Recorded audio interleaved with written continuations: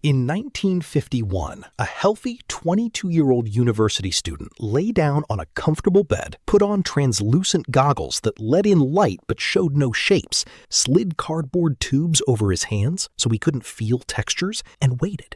He was paid $20 a day. Good money for a student in 1951. All he had to do was nothing. No sound, no sight, no touch. Just lie there. Most of the men who signed up for this experiment assumed they'd last the full 6 days and walk away with the biggest paycheck of their college career. Almost none of them made it past 2.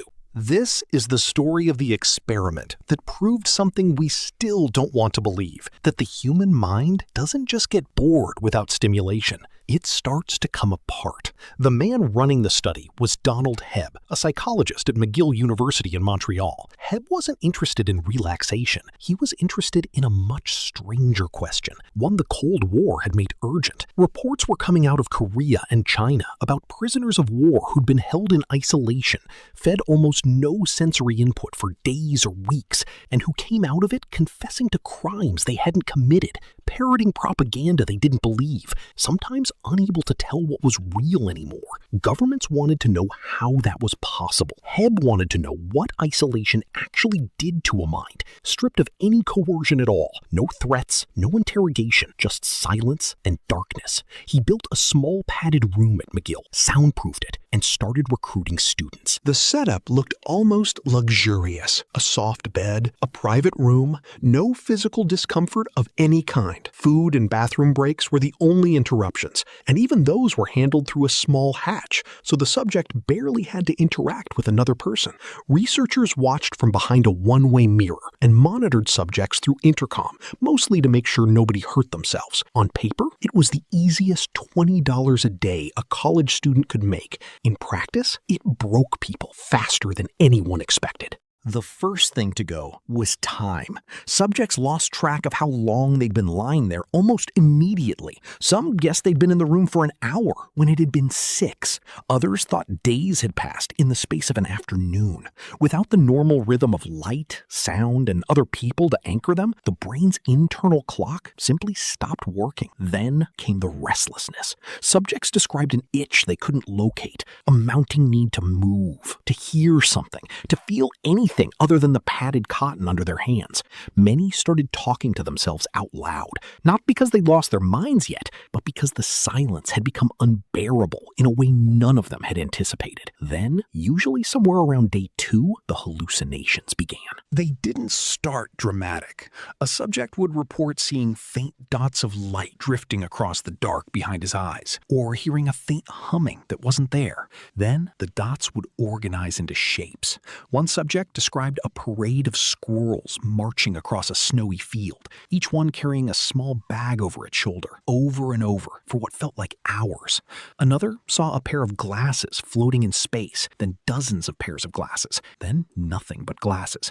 Another heard a full choir singing, distinctly in a language he didn't recognize. These weren't dreams. The subjects were fully awake. Their brains, deprived of any real information to process, had started manufacturing it from nothing. Hebb's team ran cognitive tests before, during, and after isolation. Simple problems, word association, basic arithmetic. The results were consistent and alarming. After even 24 hours, subjects' problem-solving ability measurably declined. Their attention fractured. Some couldn't hold a simple thought long enough to finish a sentence out loud. And here's the detail that unsettled Hebb the most.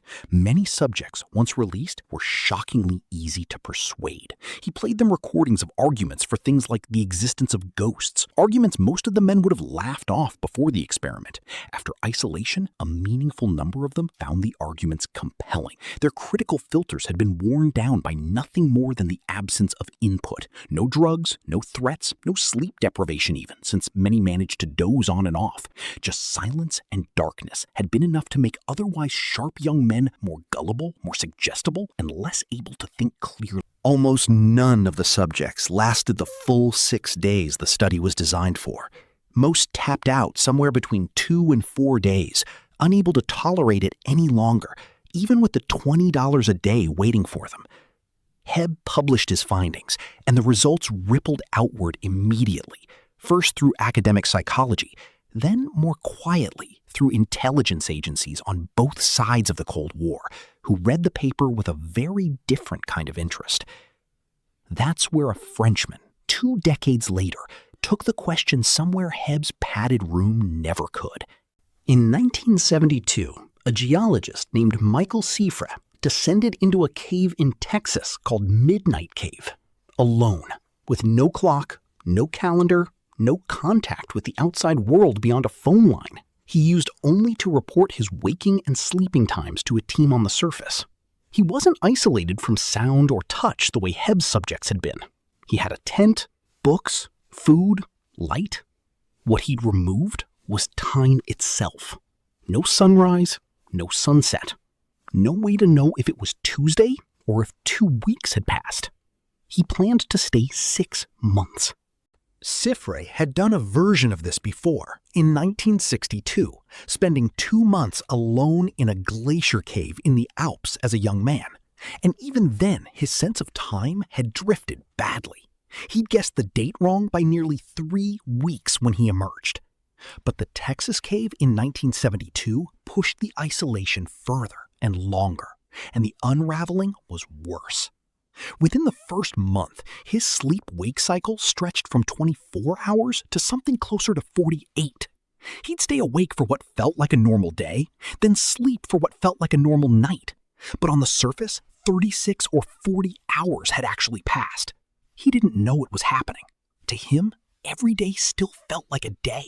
Then his mind started fraying in ways that had nothing to do with the clock. He described long stretches of what he called mental fog, hours where he simply couldn't remember what he'd done or thought. He grew deeply depressed without an obvious cause, crying for reasons he couldn't identify, then feeling fine an hour later. At one point, he tried to kill a mouse that had wandered into his camp and found himself horrified at his own casual cruelty, unable to explain why he'd wanted to hurt something so small and harmless in the first place. Near the end of the experiment, his surface team noticed something even stranger in his phone calls. His speech had started to slow, his sentences flattening out, as if some part of the machinery generating language and personality was quietly grinding down. When he finally emerged, 205 days had passed inside the cave, though Siffre believed it had only been around 151. His internal calendar was off by more than 7 weeks. He hadn't just lost track of time.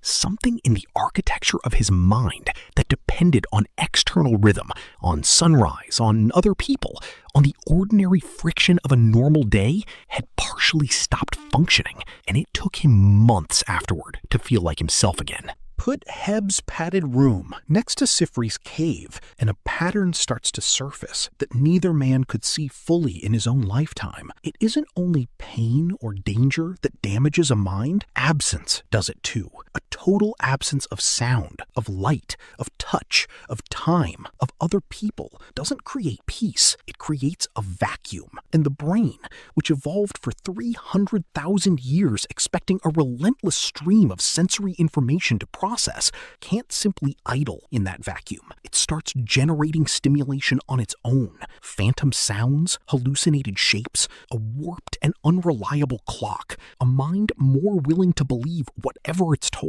Both men had every physical comfort available. Neither one was tortured, threatened, or deprived of food, warmth, or sleep. And both of them broke down regardless, because the thing they were missing wasn't comfort, it was input. We tend to imagine solitude as restorative, a break from the noise, and in small doses, it often is. But Hebb's students and Siffre's months underground point to something less comfortable, that the mind doesn't just prefer stimulation, it requires it, the way the body requires food. Cut it off completely, and the machinery doesn't rest. It starts to fail, quietly at first, then all at once. The squirrels marching across the snow, the choir singing in a language that didn't exist, the 7 lost weeks Siffre never noticed slipping away, none of that was a malfunction from outside. It was the sound of a mind trying to keep itself running on nothing and finding out it couldn't.